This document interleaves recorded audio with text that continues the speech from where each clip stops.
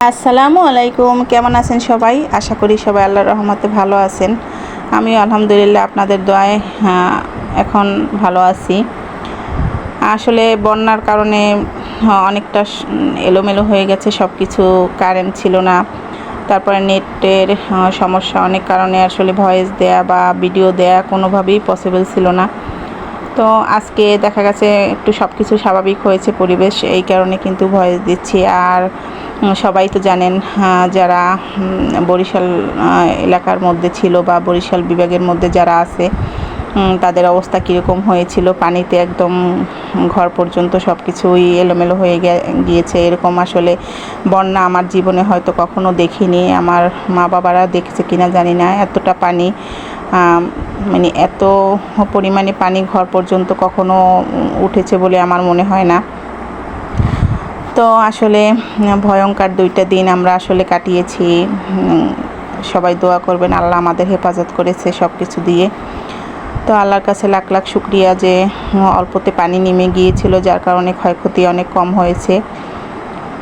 তো সবাই আমাদের জন্য দোয়া করবেন, যারা বন্যায় এখনও বন্যা কবলিত এলাকায় আছেন বা পানিবন্দী আছেন, তাদের জন্য দোয়া আমাদের ভালো সবসময়।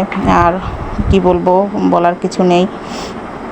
তো যাদের ক্ষতি হয়েছে অনেক, তাদের জন্য আল্লাহর কাছে দোয়া করা ছাড়া কিছু বলার নাই। তারা যেন এই ক্ষয়ক্ষতি থেকে মানে সামলিয়ে উঠতে পারে সব কিছু। আল্লাহ তাদের এই শক্তি দিক।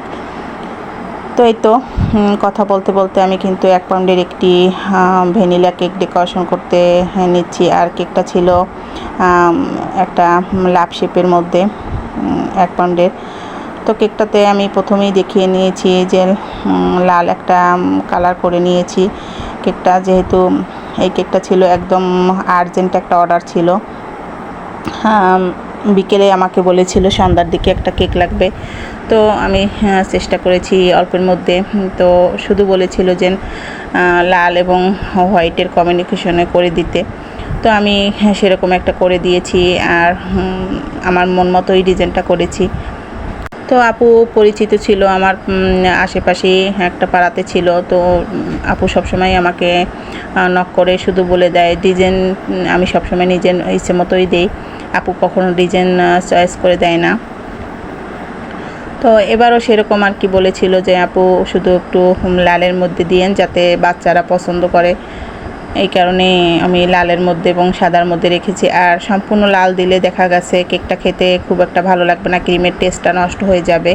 এই কারণে আমি সবসময় চেষ্টা করি যে কালার যতই আমাকে দিতে বলুক, কালারটা একটু মেনটেন করে চলে, যাতে একটু কম দেয়া যায়।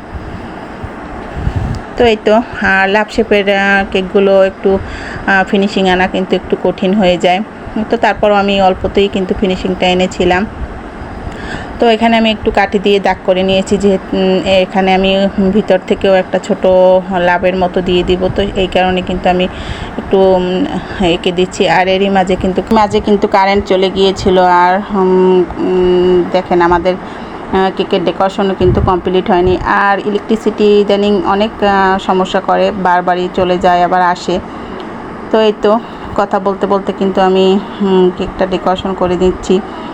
আর ভিতর থেকে একটা ছোট হোয়াইট কালার দিয়ে একটা ছোট একটা লাভের মতো এঁকে দিয়েছি, যাতে আমি ভিতরের অন্য কালার দিলেও বোঝা যায়। আর এখানে আমি যেহেতু আমি শর্টকাটে করে নিচ্ছি এখানে, এই কারণে আমি কিন্তু গোলাপ নজল দিয়ে, রোজ নজল দিয়ে গোলাপ আঁকাটা আমার কাছে একটু ঝামেলা মনে হয়, একটু কঠিন মনে হয়। যার কারণে আমি সবসময় 2D বা অনিম নজল দিয়েই কিন্তু এরকম গোলাপগুলো এঁকে দিই। আর এগুলো দেখতেও কিন্তু খুবই ভালো লাগে আমার কাছে। আর ওগুলো দেখা গেছে করা যতটা দেরি হয় করতে, আবার বসাতে গেলে অনেক ঝামেলা লাগে। তো এই কারণে শর্টকাটে আমি সবসময় অনিম বা 2D নজল দিয়ে গোলাপগুলো করি। তো দেখা গেছে করতে করতে কিন্তু যারা গোলাপ আঁকে তাদের কাছে কিন্তু খুবই ইজি মনে হয়, আমার কাছে সবসময় কঠিন মনে হয়, কারণ আমি বেশি একটা করি না। দেখা গেছে আমি সবসময় তাড়াহুড়োর মধ্যে কাজগুলো করি, এই কারণে দেখা গেছে সবসময় আমি 2D বা অনিম নজল দিয়ে গোলাপ এঁকে দিই। মানে আমার একটু আলিস্যা মনে হয়, একটু মানে কঠিন মনে হয় যেন আমি তাড়াহুড়ো করে ওরকম না করে এরকম করে দেই, এই আর কি। চেষ্টা করলে দেখা গেছে আমি পারি, কিন্তু তারপরও সহজে আমি যেটা করতে পারি তাড়াতাড়ি সেটাই আমি করি, যার কারণে ওইগুলো আঁকা হয় না, ওইভাবে করা হয় না। তো এই তো, আর ভিতর থেকে আমি ছোট একটা লাভ এঁকে দিয়েছিলাম। প্রথমেই হোয়াইট কালার দিয়ে একটা দাগ কেটে নিয়ে তারপরে আমি ছোট ছোট স্টার নজল দিয়ে ছোট ছোট করে ডট ডট দিয়ে একটা লাইন করে নিয়েছিলাম। তারপরে ভিতর থেকেও একটু রেড কালার দিয়ে কালারটা করে দিয়েছি।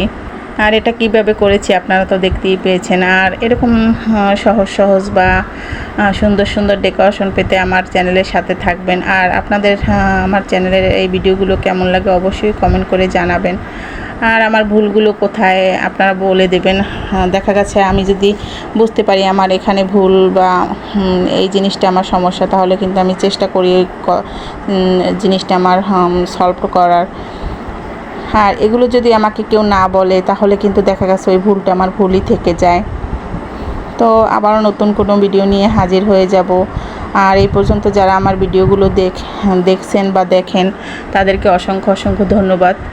আর যারা নতুন আছেন অবশ্যই আমার চ্যানেলটা সাবস্ক্রাইব করে পাশে থাকবেন। আর ভিডিওটা শেয়ার করে দিবেন ভালো লাগলে, যাতে অন্য আরেকজন দেখতে পারে, দেখে শিখতে পারে নতুন যারা আছে। তো ইনশাআল্লাহ আবার নতুন কোনো ভিডিও আপনাদেরকে শেয়ার করার চেষ্টা করব।